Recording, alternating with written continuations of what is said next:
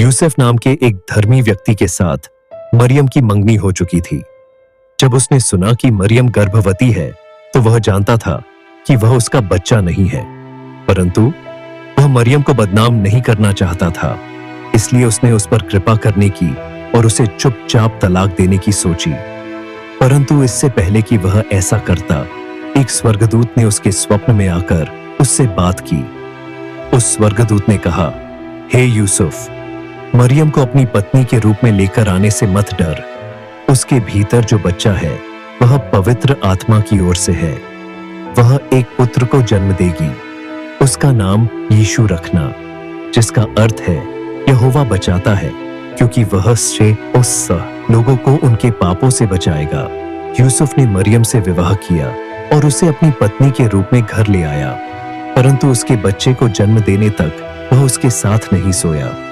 जब मरियम के जन्म देने का समय निकट था तो उसने और यूसुफ ने बैतलहम जाने की एक लंबी यात्रा की। उनको वहां जाना ही था क्योंकि रोमी अधिकारी इस्राएल में रहने वाले सभी लोगों की गिनती करना चाहते थे। वे चाहते थे कि सभी लोग वहां जाएं जहां उनके पूर्वज रहते थे।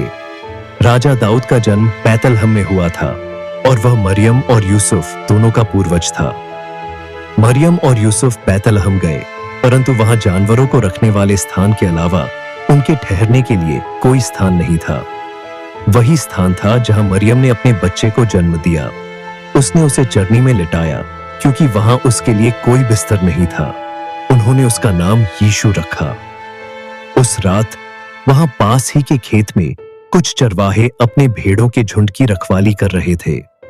अचानक से एक चमकदार स्वर्गदूत उन पर प्रकट हुआ और वे डर गए। उस स्वर्गदूत ने कहा, मत डरो, क्योंकि मेरे पास तुम्हारे लिए शुभ संदेश है।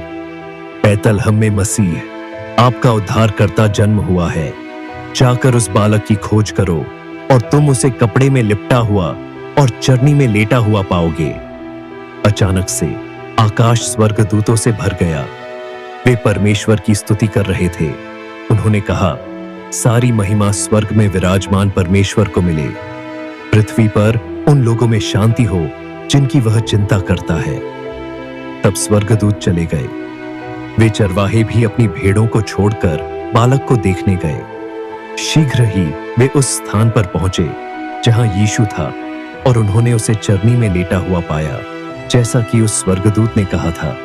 वे बहुत उत्साहित थे। तब वे चरवाहे वापस वहां लौट गए जहां उनकी भेड़ें थीं।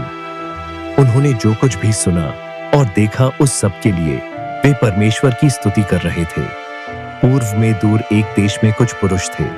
उन्होंने सितारों का अध्ययन किया था और वे बहुत बुद्धिमान थे। उन्होंने एक असामान्य सितारे को आकाश में देखा।